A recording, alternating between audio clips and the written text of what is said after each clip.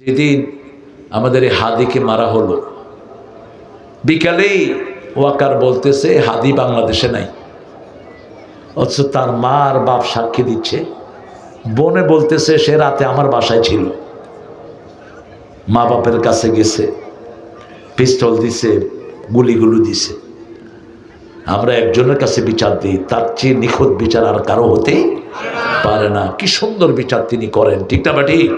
কোনো আওয়াজ হয় না, বিচার হয়ে যায়। একজন আহকামুল হাকিমিন, তিনি বলছেন ইন্নালিল মুজরিমিনা মুনতাকিমুন, সূরা সিজদার 22 নম্বর আয়াত।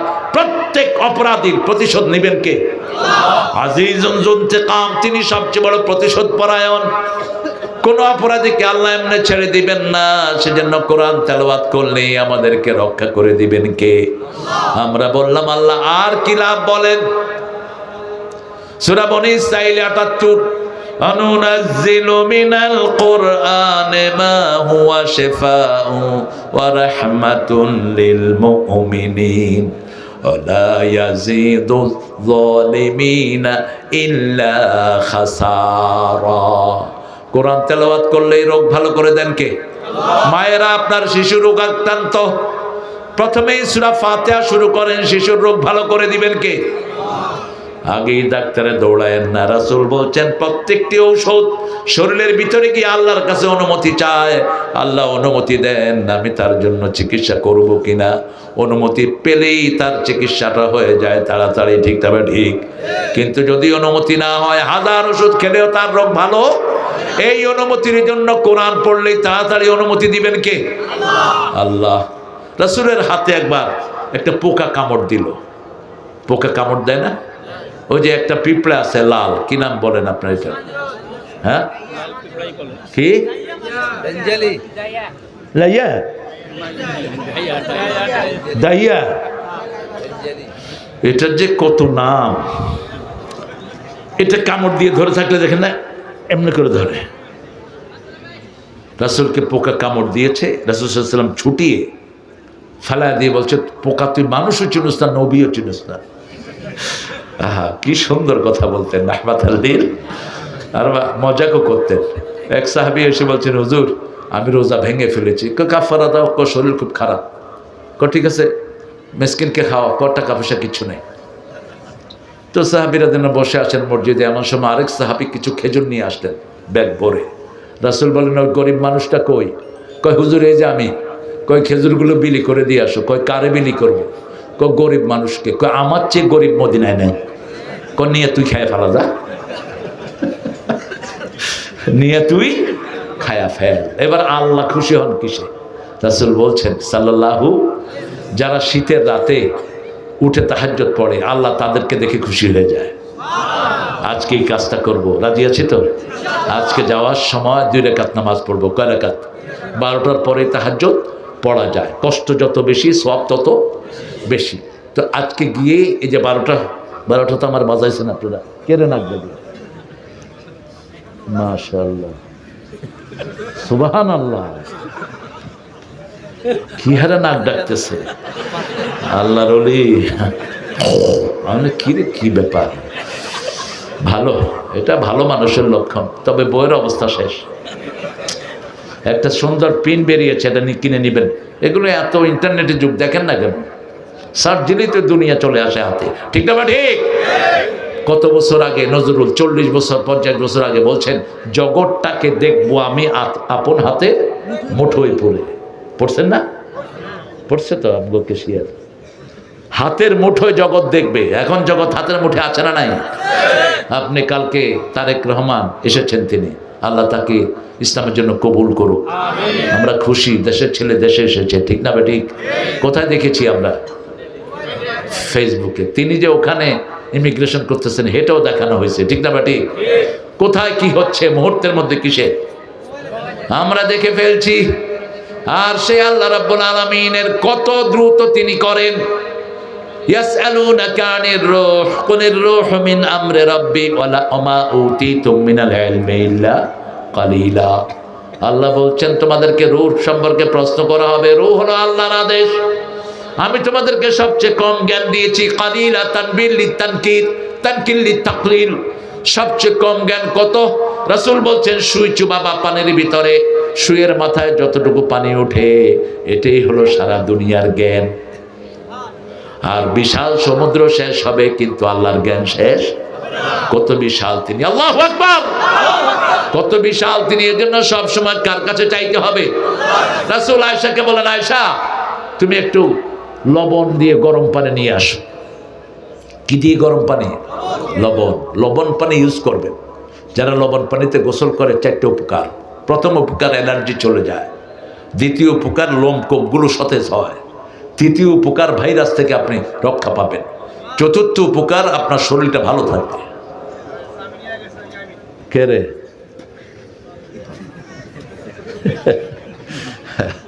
ঠিক আছে, আসতে বলেন। হ্যাঁ ভাইয়া, আপনাদের কষ্ট হচ্ছে না? সারা রাত তো থাকবেন আপনারা? সারা রাত থাকেন, আমি এখন যাবো ইনশাআল্লাহ। আমি আসছি এখানে মাগরিব পড়ছি, আর আমারে দিছে কখন দেখেন। আমি এহসান করতে নাই মানুষের উপর। আল্লামা সাইদি এই কাজ করতেন। সাইদি সাহেব কোথাও যখন যেতেন, আমার জীবনের অনেক সময় আমি আল্লামের সাথে কাটিয়েছি। আমি ধন্য। দেখতাম 3-4 ঘন্টা আগে চলে যেতেন। বললাম, চাচা এত আগে আসলেন কেন? কয়, বাবা জানো না মাহফিল কমিটি কি টেনশনে থাকে। ওই যে পাশে হামজা আসে নাই, টেনশন হচ্ছে না? কমিটির কোনো দোষ আছে? কিন্তু মানুষ কারে গেলে কমিটির এই যে দেলোয়ার অবস্থা খারাপ করে ফেলত। আর এই কেশিয়ার একদিকে ধরতো, আর আমগো মুয়াজ্জিম আরেক দিকে ধরতো। এই জন্য আপনি যারা দাওয়াত নিবেন, দাওয়াত গ্রহণ করাটা সুন্নাত। গ্রহণ করলে আশাটা কি? আশাটা ফরজ। আশাটা কি? যদি শরীয়তের কোনো কারণ না হয়, আপনি সিভিয়ারলি অসুস্থ, আপনি আসতে পারতেছেন না, এটা একটা শরীয়তের কারণ। দ্বিতীয়, আপনার জীবন ভয়ের মুখে। আওয়ামী লীগের সময় যেটা ছিল, আছে না নাই? ওই যে হামজা এক মাহফিলে তারা দাওয়াত দিছে, এক জিলামের নড়াইলের আছে হাফেজ। তো হামজারে ফোন করছে, আপনি কদ্দূর? হামজা কয় যে আমি 30 কিলো দূরে আছি। কয় আমি 60 কিলো দূরে চলে গেছি, আপনিও ঘুরেন। কয় কেন? কয় মাহফিল কমিটিতে এখন পুলিশ। এরকম হয়েছে কি না? হয়েছে। এটা জানের খাতরা। 3 নাম্বার, আপনি আপনার ঘরে এমন একটা কাজে ফেসে গেছেন যে আপনি ছাড়া ঘরের ওই কাজটা সমাধান হওয়ার কোনো উপায় নাই। কি করবেন এখন? অথবা আপনি যেখানে যাবেন, যাওয়ার কোনো যানবাহন নেই। এটা ভ্যালিড কজ। এছাড়া যদি আপনি মিস করেন, এই সব মানুষের গুনাহ আল্লাহ তোমার আমলনামায় দিবে। তুমি যেই হও, মানুষের কষ্ট হয়, ঠিক না? ঠিক। আবার খাওয়ার দাওয়াত গ্রহণ করা সুন্নত, গ্রহণ করলে আশাটা কি? ফরজ, কারণ খাওয়া রান্না হয়েছে। আবার খাওয়ার দাওয়াতে রাসূল বলছেন, বুখারীর হাদিস, যারা বিনা দাওয়াতে আসে না এরকম কিছু লোক আস্তে করে ফট করে বয়ে পড়ে। রাসূল বলছেন, চোর হইয়া ঢুকলো, ডাকাত হইয়া দাঁড়ায় রয়েছেন। কেন কষ্ট হচ্ছে? আহারে, কালে দিলে তেল খাবেন আর দৌড়াবেন। এত সুন্দর এলাকা, চারিদিকে গাছগাছালি, আল্লাহ কি সুন্দর দিয়ে ভরে দিয়েছেন আপনাদেরকে। আল্লাহ কবুল করুক। আরো জোরে বলেন আমিন। রাসূল সাল্লাল্লাহু আলাইহি ওয়াসাল্লাম ওই যে লবণ পানি ঢাললেন আর পড়লেন আলহামদুলিল্লাহি রাব্বিল আর রহমানির রহিম। 7টা ফু দিলেন। কয়টা? সূরা ফাতিহাতে কয় আয়াত? 7 আয়াত। 7টা ফু দিলেন। 7 আয়াত পেলাম কোথায়? স্পেশালি সূরা হিজরের 87 নম্বরে আল্লাহ উল্লেখ করে দিয়েছেন, লাকাদ আতাইনাকা সাবআম মিনাল মাসানি ওয়াল কুরআনাল আযীম। ও নবী আলাইহিস সালাম, আপনাকে 7টা আয়াত দিয়েছি যাতে বারবার পড়েন। মাসানি মানে কি? বারবার পড়েন। আমরা বারবার পড়ি, ঠিক না? ঠিক। একই নামাজে বারবার পড়ি, তারাবিতে পড়ি, যত পড়ি তত মজাই লাগে। এক এক ইমামের পিছনে এক এক মজা। আজকে আমি এশা পড়ছিলাম দেলোয়ার। তুমি পড়াইছো এশা? না, এশা তুমি পড়াও না। ওই যে আরেকটা রঙ্গিলা, হ্যাঁ রঙ্গিলা আমি দেখছি। আবার নীলকটি হাফেজ সাহেব পড়িয়েছেন, সুন্দর। মনে হয় আরো শুনি। ছোট বাচ্চারা এখানে তেলাওয়াত করছিল। কোরআনের মজা আপনি শেষ করতে পারবেন না। এক কারিবাসে সারা পৃথিবীকে পাগল বানায় গেছে, ঠিক না? ঠিক। কিসের ফালতু গান? ওই মমতাজের খবিশ গানও নিজেও শুনে না। কিন্তু তেলাওয়াত প্রত্যেক মানুষ শুনে, ঠিক তবে ঠিক। একটা গান আজকে গাইলো কালকে পুরান হয়ে যায়, কিন্তু কোরআন কখনো পুরান হয় না। রাসূল বলছেন লা ইউবলা আজাইবুহু ওয়া লা ইহসা গরাইবুহু। কোরআন এমন কিতাব যেটা কোনোদিন পুরান হয় না, এটার নতুনত্ব কখনো ফুরিয়ে যাবে। যত পড়বেন তত মজা ঢেলে দিবেন কে? মা আয়েশা বললেন ইয়া রাসূলুল্লাহ আপনি ফু দিলেই হতো। রাসূল বললেন ফুটা হলো আল্লাহর রহমত, আর ওই লবণ পানি হলো এই ব্যথার ঔষধ। দুইটা মিলে চিকিৎসা পরিপূর্ণ হয়ে যায়। আমরা দুই গ্রুপ, এক গ্রুপ শুধু ফুয়ের দিকে দৌড়ে, আর এক গ্রুপ শুধু ওষুধের দিকে দৌড়ে, এই জন্য পরিপূর্ণ হয় না। আপনি ওষুধও দিবেন, লিকুল্লি দা ইন দাওয়াউন। রাসূল বলছেন প্রত্যেক রোগের জন্য ঔষধ সৃষ্টি করেছেন কে? আল্লাহ সৃষ্টি করেছেন। আপনার মধ্যে ডিফিসিয়েন্সি হয়, যে কোনো একটা অভাব হয়, সে ধরেন আপনি অনেকদিন ধরে পানি ঠিক মতো খান না, তখন পানি না খেলে যে সমস্ত অসুখগুলো হবে সেটা আপনার শরীরে দেখা দিবে। তখন ডাক্তার কি বলবে? বেশি করে পানি খান আর এই ক্যাপসুলগুলো খান, তাড়াতাড়ি রিকভার হবে। ঠিক না ঠিক? আপনি রোদে হাঁটেন না, আপনার ভিটামিন ডির অভাব, এই যে ভিটামিন ডির অভাব, এই যে পা ব্যথা, ভিটামিন ডি প্রত্যেক দিন সকালবেলা যদি 1 ঘন্টা রোদে বসে থাকে কোনো ব্যথা থাকবে না। রোদ হলো সকালের রোদ, ভিটামিন ডি এর স্বর্গ।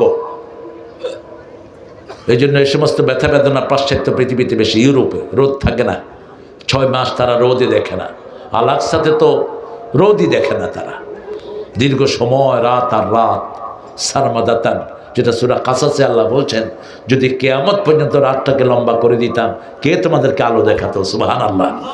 যদি কিয়ামত পর্যন্ত আমি দিনটাকে লম্বা করে দিতাম কে শান্তির রাত তোমাদেরকে দিত? রাতটাকে আল্লাহ শান্তিময় করে দিলেন। অজাল্লাল লাইলা লিবাসা অজাল্লান নাহারা মাশা। দিনটাতে কর্মচাঞ্চল্য দিয়ে ভরে দিয়েছেন, রাতটাকে পোশাক বানিয়েছেন। এজন্য রাতে বেশি খাবার খাবেন না, এটা হজম হয় না। রাসূল সাল্লাল্লাহু আলাইহি ওয়াসাল্লাম সন্ধ্যার পর পর খেতেন, এশার পরে পানি খেতেন, জুস খেতেন অথবা একটা ফল খেতেন।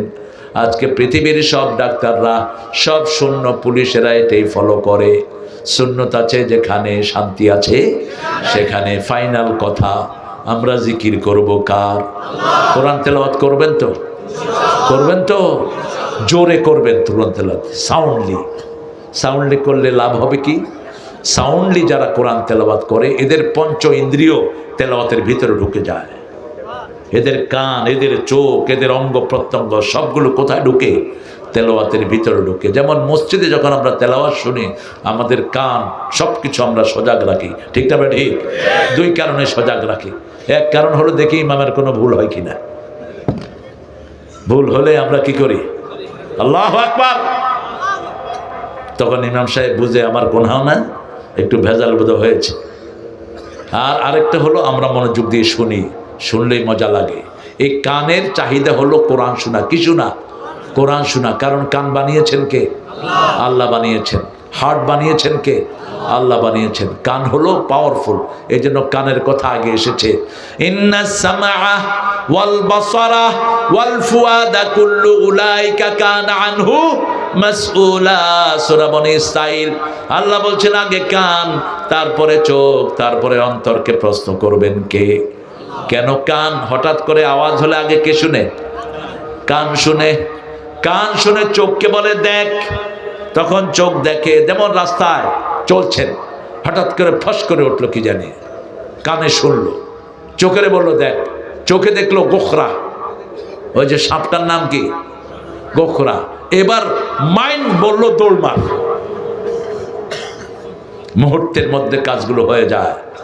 দৌড় মারে, বাপ না ভাই আছে কোনো খবর নাই, জান বাঁচানো ফরজ।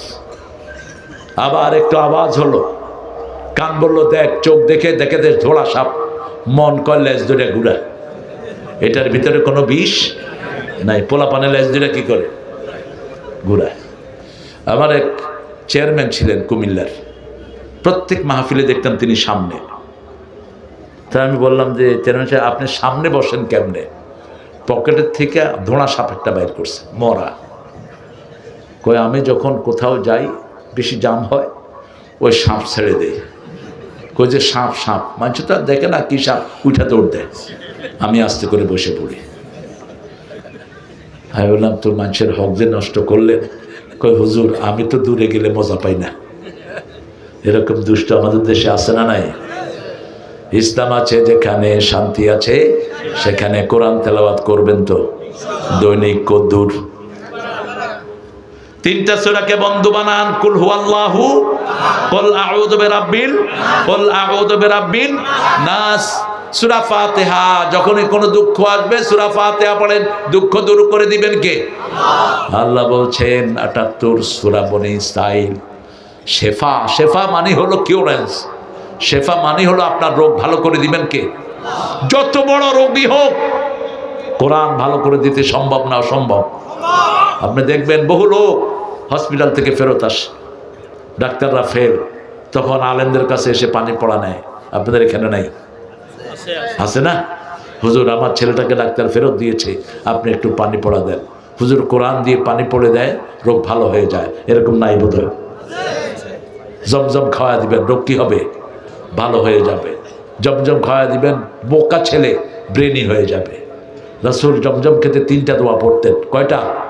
আল্লাহুম্মা পড়েন, আল্লাহুম্মা ইন্নী আসআলুকা ইলমান নাফিআ ওয়া রিজকান ওয়াসিআ ওয়া শিফাআন লিকুল্লি দাইন। হে আল্লাহ, আপনার কাছে প্রশস্ত রিজিক চাই, প্রশস্ত রিজিক চাই, উপকারী জ্ঞান চাই, আর সব রোগ থেকে এই পানি দিয়ে আমি আরোগ্যতা চাই। জমজম এমন নেয়ামত, একটা লোক শুধু জমজম খেলে আর কোনো কিছু খাওয়ার দরকার নাই। খাদ্য প্রাণ যা কিছু সব জমজমের ভিতরে দান করেছেন কে? এবার আসেন প্রথম আয়াতে, জিকির করব কার? আল্লাহর জিকির। জিকির করলে আমাদেরকে হেফাজত করে দিবেন কে? যন্ত্রণা থেকে মুক্তি দিবেন কে? অন্ধ করে কিয়ামতের ময়দানে তুলবেন না কে? আর যদি কিয়ামতের ময়দানে অন্ধ হয়ে উঠতে চান, তাহলে আজকে থেকে নামাজ আর পড়লেন না। নামাজটা আল্লাহর জিকির, নামাজটা কার জিকির? 5 ওয়াক্ত নামাজ পড়বেন তো? একটু হাত তুলে দেখান তো কষ্ট করে, বলেন হে আল্লাহ, হে আল্লাহ, আপনার নামে শপথ করছি, জীবনে আর কোনোদিন ফরজ নামাজ, ফরজ রোজা, ফরজ পর্দা ছেড়ে দেব না। আমিন ইয়া রাব্বাল আলামিন। জিকির কতক্ষণ করবেন সেটা কোরআনে নাই বোধহয়। সূরা আহজাব 41-42, ইয়া আইয়ুহাল্লাযীনা, এটা শেষ করে দিচ্ছি।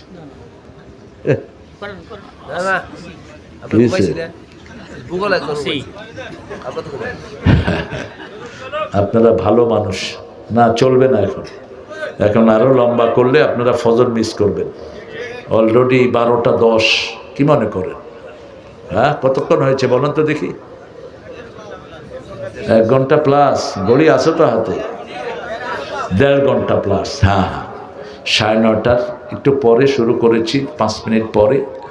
এখন আমাদের প্রায় আন্না বাবা, যদি আপনারা 8টায় উঠাতেন হয়তো 11টা পর্যন্ত হয়ে যেত, কিন্তু আপনারা উঠেছেন এমন সময় আমার অনেক ছেলে শীতের কারণে চলে গেছে, আর যারা দাঁড়িয়ে আছে আপনাদের চেয়ে বেশি সওয়াবেরা পাবে। এই ছেলেগুলো দেখেন একটু সরে নেই, আর আমার মায়েরা দেখেছি ছোট বাচ্চাকে কোলে নিয়ে দাঁড়িয়ে আছে। আল্লাহ আমার সব মাকে আপনি কবুল করেন। আমি মাদ্রাসাটাকে আপনাদের কাছে আমানত রেখে যাচ্ছি চাচ্ছি। মাদ্রাসার এতিম আছে 7 জন, না 12 জন এতিম।